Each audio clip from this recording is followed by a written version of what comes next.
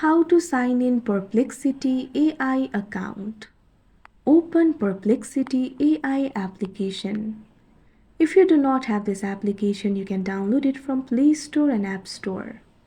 Tap on the account icon that you can see at top left corner of your screen.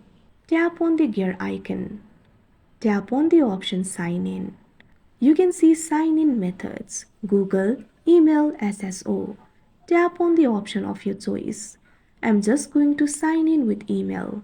If you also selected the option for email, enter your email address over here. Tap on the option Continue. Now a temporary login link will be sent to your email, or you can also enter the code. Open the Gmail application on your device.